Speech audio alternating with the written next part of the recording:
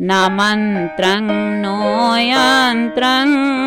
तदपि च न जाने स्तुतिमहो न चाह्वानं ध्यानं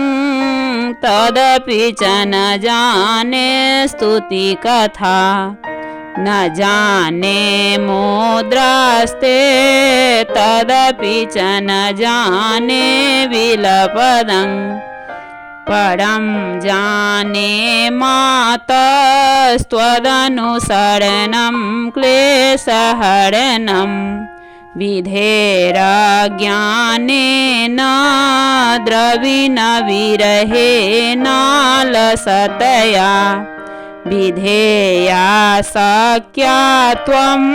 तव चरणयोर्जाचितिरभूत् तदेतच्छन्तव्यं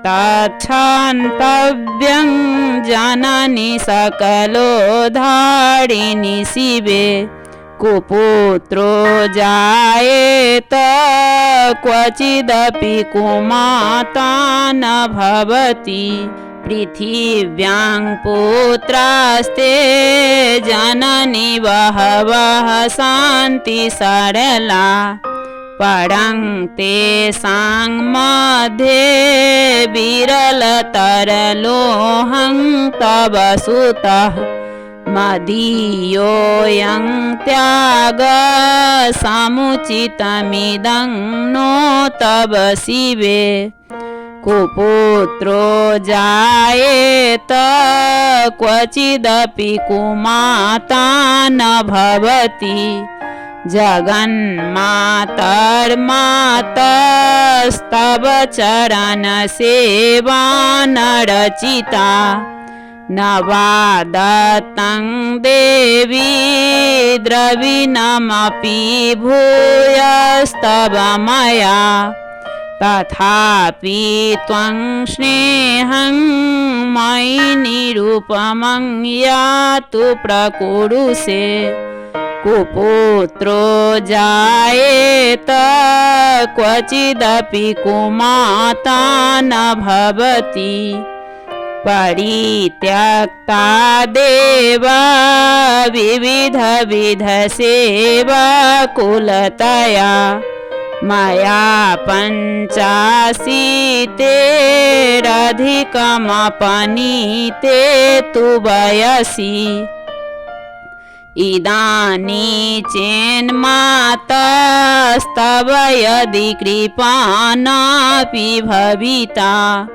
निरालम्बोलम्बोदरजननि कङ्यामि शरणं स्वपाको जल्पाको भवति मधुपाकोपमगिरा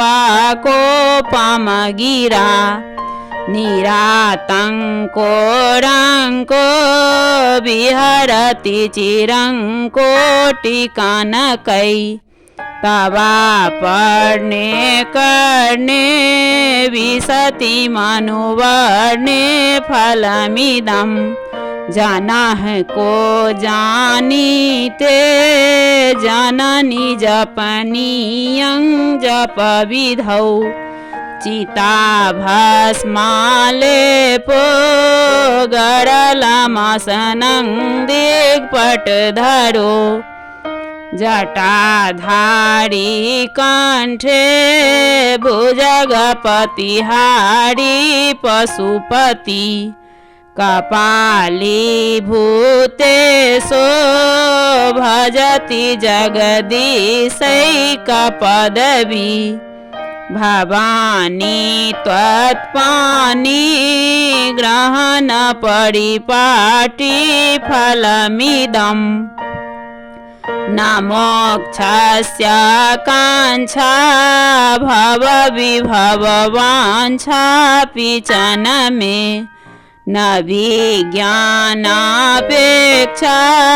शशिमुखी सुपेक्षापि न पुनः अतस्त्वां संन्याचे जननि जननं यातु मम वै मृडानी रुद्राणी शिव शिव भवानीति जपतः नाराधितासि विधिना विविधोपचारै किङ्रुक्षचिन्तन प्रणङ्कृतं वचोभिः श्यामे त्वमेव यदि किञ्चन माधनाथे धत्से कृपामुचितिमं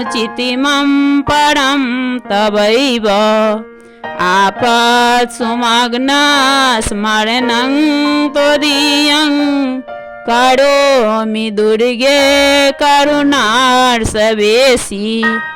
नैत्वच्छटत्वं मम भावयेथा क्षुधा त्रिसार्ता जननी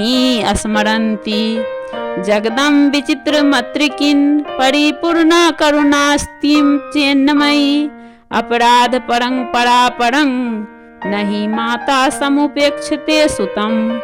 मत्स महपातकी नास्ति पापग्नि त्वत्समानहि एवं ज्ञात्वा महादेवी यथा योग्यं तथा कुरु यथा योग्यं तथा कुरु।